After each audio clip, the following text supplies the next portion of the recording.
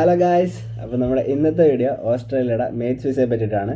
അപ്പോൾ ഞാൻ മുമ്പൊരു വീഡിയോ നമ്മുടെ വർക്കിംഗ് ഹോളിഡേ വിസയെ പറ്റിയിട്ട് ചെയ്തിട്ടുണ്ടായിരുന്നു. അപ്പോൾ ഇന്ന് ഞാൻ മേറ്റ്സ് വിസയെ പറ്റിയിട്ടുള്ള ഡീറ്റെയിൽഡ് ഒരു വീഡിയോ ആണ്. ആർക്കൊക്കെ എലിജിബിൾ ആണ്, ആർക്കൊക്കെ അപ്ലൈ ചെയ്യാം, ഏതൊക്കെ കാറ്റഗറിയിലുള്ള ആൾക്കാർക്ക് ഇത് പറ്റും, എന്തൊക്കെയാണ് അതിൻ്റെ എലിജിബിലിറ്റി ക്രൈറ്റീരിയ, എന്തൊക്കെ ഡോക്യുമെൻറ്റ്സ് വേണം എന്നതിനെ പറ്റിയിട്ടുള്ള ഒരു ഡീറ്റെയിൽഡ് വീഡിയോ ആണ്. അപ്പോൾ വീഡിയോ ഇഷ്ടപ്പെട്ടാൽ തീർച്ചയായും ലൈക്ക് ചെയ്യുക, സബ്സ്ക്രൈബ് ചെയ്ത് കൂടെ ഉണ്ടാവുക. അപ്പം പുറത്തേക്കൊക്കെ പോകാൻ ആഗ്രഹിക്കുന്ന നിങ്ങളുടെ ഫ്രണ്ട്സിന് ഇത് ഷെയർ ചെയ്ത് കൊടുക്കുക. അപ്പം നമുക്ക് നേരെ വീഡിയോയിലേക്ക് പോകാം. അപ്പോൾ ഇത്തവണ ഓസ്ട്രേലിയ ഗവൺമെൻറ് ഇന്ത്യൻസിനായിട്ട് 3000 വിസാസാണ് മേറ്റ്സ് വിസയിലൂടെ കൊടുക്കാൻ പോകുന്നത്. അതായത് ഇന്ത്യൻ ഗ്രാജുവേറ്റ്സിന് വേണ്ടിയിട്ട് 3000 വിസാസാണ് ഓസ്ട്രേലിയ ഗവൺമെൻറ് ഇത്തവണ നൽകുന്നത്. അപ്പോൾ ഇതിൻ്റെ റിക്വയർമെൻറ്റ്സും അതിൻ്റെ എലിജിബിലിറ്റിയും കാര്യങ്ങളൊക്കെ ഞാൻ ഡീറ്റെയിൽ ആയിട്ട് പറഞ്ഞുതരാം. ഇതിൻ്റെ പേരെന്ന് പറഞ്ഞാൽ മേറ്റ്സ് സബ് ക്ലാസ് 403 എന്നാണ് ഇതിൻ്റെ പേര്. അതുപോലെ തന്നെ ഇതിൻ്റെ എലിജിബിലിറ്റി എന്ന് പറഞ്ഞു കഴിഞ്ഞാൽ നമുക്ക് 18 വയസ്സിനും 30 വയസ്സിനും ഇടയിൽ പ്രായമുള്ളൊരു ഗ്രാജുവേറ്റ് ആയിരിക്കണം. അതുപോലെ തന്നെ കുറച്ച് യൂണിവേഴ്സിറ്റി NIRF റാങ്കിങ്ങിലുള്ള ടോപ്പ് 100 യൂണിവേഴ്സിറ്റിയിലുള്ള ആളുകൾക്ക് മാത്രമേ ഇത് എലിജിബിൾ ആവത്തുള്ളൂ. അതിൻ്റെ യൂണിവേഴ്സിറ്റി ലിസ്റ്റിൻ്റെ ലിങ്ക് ഞാൻ എന്തായാലും ഡിസ്ക്രിപ്ഷൻ ബോക്സിൽ കൊടുക്കാം, അല്ലെങ്കിൽ ഞാൻ ഇവിടെ ജസ്റ്റ് സ്ക്രോൾ ചെയ്ത് കാണിക്കാം, നിങ്ങൾക്ക് പോസ്റ്റ് ചെയ്തിട്ട് അത് കണ്ടുപിടിക്കാം.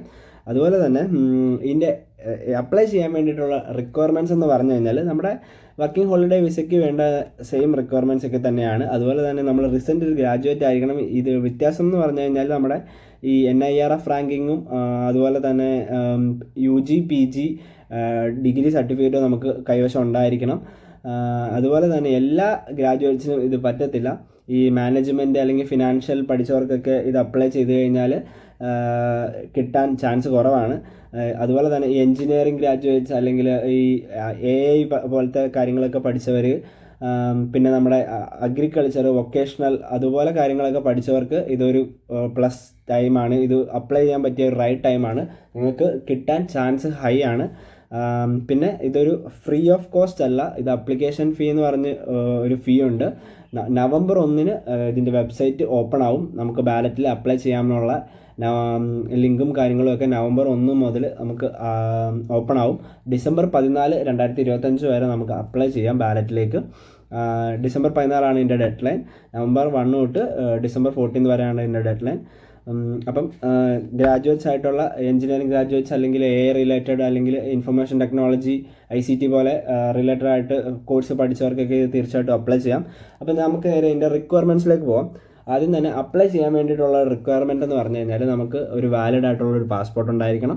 അതുപോലെ തന്നെ ഇന്ത്യൻ ഐഡൻറ്റിറ്റി കാർഡായിട്ട് അവർ ചോദിക്കുന്നത് പാൻ കാർഡാണ്. അപ്പോൾ പാൻ കാർഡ് മാൻഡേറ്ററി ആയിട്ട് നമുക്ക് അപ്ലൈ ചെയ്യേണ്ട സമയത്ത് ഉണ്ടായിരിക്കണം. അതുപോലെ തന്നെ എഡ്യൂക്കേഷണൽ ഡോക്യുമെൻറ്റ്സ് എന്ന് പറഞ്ഞു കഴിഞ്ഞാൽ നമുക്ക് നമ്മുടെ കൈവശം ഒരു UG PG from recognised university, ഞാൻ പറഞ്ഞ NIRF ലിസ്റ്റിലുള്ള ടോപ്പ് 100 ലിസ്റ്റിലുള്ള യൂണിവേഴ്സിറ്റിയിൽ നിന്ന് ഗ്രാജുവേറ്റ് ആയിരിക്കണം. റീസെൻറ്റ് ഗ്രാജുവേറ്റ്സിനെയൊക്കെ കുറച്ചും കൂടി കിട്ടാൻ ചാൻസ് കൂടുതലാണ്. അതായത് ഫ്രഷേഴ്സിന് ഇപ്പോൾ ജസ്റ്റ് പാസ് ഔട്ട് ആയവർക്കും ഈ എലിജിബിലിറ്റിയൊക്കെ അവർ മീറ്റ് ചെയ്യുന്നുണ്ടെങ്കിൽ നിങ്ങൾക്ക് ആ 3000 വിസസിൽ ഒരു വിസ കിട്ടാൻ നിങ്ങൾക്ക് ഒരു ഹൈ ചാൻസ് ആണ്. അതുപോലെ തന്നെ ഇത് എളുപ്പത്തിൽ കിട്ടാൻ പോലെ ഇംഗ്ലീഷ് പ്രൊഫഷൻസി സർട്ടിഫിക്കറ്റ് മാൻഡേറ്ററി ആയിട്ട് ഇവിടെ വേണം. IELTSന് ഓവറോൾ 6 അല്ലെങ്കിൽ ഇൻഡിവിജ്വലായിട്ട് 5 ഉണ്ടെങ്കിൽ നിങ്ങൾക്ക് തീർച്ചയായിട്ടും അപ്ലൈ ചെയ്യാം. അതുപോലെ തന്നെ OETക്ക് മിനിമം C ഗ്രേഡ് എങ്കിലും ഉണ്ടാവണം. TOEFL സ്കോർ ഏകദേശം മിനിമം 64 എങ്കിലും ഉണ്ടായിരിക്കണം. ഇനി നമുക്ക് അതിൻ്റെ വേറൊരു റിക്വയർമെൻറ്റ്സ് എന്ന് പറഞ്ഞു കഴിഞ്ഞാൽ ഫിനാൻഷ്യൽ നമ്മുടെ ബാങ്ക് ബാലൻസിൽ 3 ലക്ഷം രൂപ നമ്മൾ 3 months എങ്കിലും ഉണ്ടായിരിക്കണം. 3 മാസം ആയിട്ട് നമ്മുടെ ബാങ്ക് അക്കൗണ്ടിൽ 3 ലക്ഷം രൂപ ഉണ്ടായിരിക്കണം. ലാസ്റ്റ് 3 monthsലെ ബാങ്ക് സ്റ്റേറ്റ്മെൻറ്റ് മാൻഡേറ്ററി ആയിട്ട് വേണം. അതുപോലെ തന്നെ നമുക്ക് സ്പൗസിനെ അക്കമ്പനി ചെയ്യാം. സ്പൗസിനെയൊക്കെ നമുക്ക് കൂടെ കൊണ്ടുപോകാം. അപ്പം ഇത്രയും കാര്യങ്ങൾ ഉള്ളതുകൊണ്ട് തന്നെ നല്ലൊരു കോമ്പറ്റീഷൻ കുറവായിരിക്കും ഇവിടെ.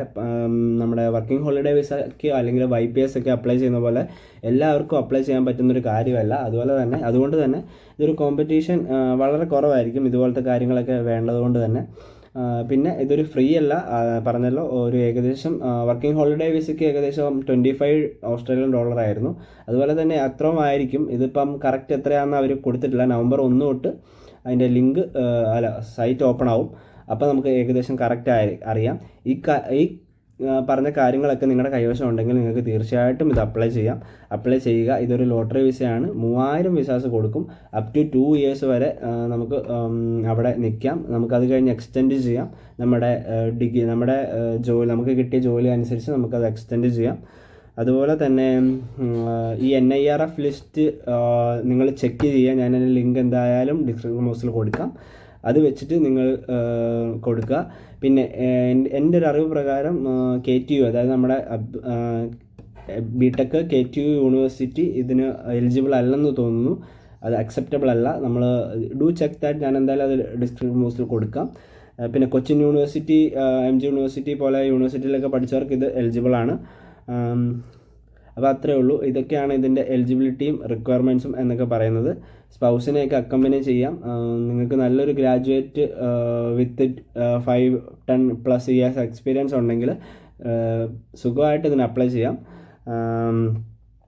അപ്പം അതുപോലെ തന്നെ ഈ IELTS-ഉം ഇംഗ്ലീഷ് പ്രൊഫഷൻസി സർട്ടിഫിക്കറ്റ് ഒക്കെ മാൻഡേറ്ററി ആണ്. അതും ഉണ്ടായിരിക്കുക നിങ്ങളുടെ കൈവശം ഉള്ളവർക്കൊക്കെ ഇത് അപ്ലൈ ചെയ്യാം. എങ്ങനെ അപ്ലൈ ചെയ്യേണ്ടതെന്നുള്ള ഡീറ്റെയിൽഡ് വീഡിയോ ഞാൻ ഇടുന്നതായിരിക്കും.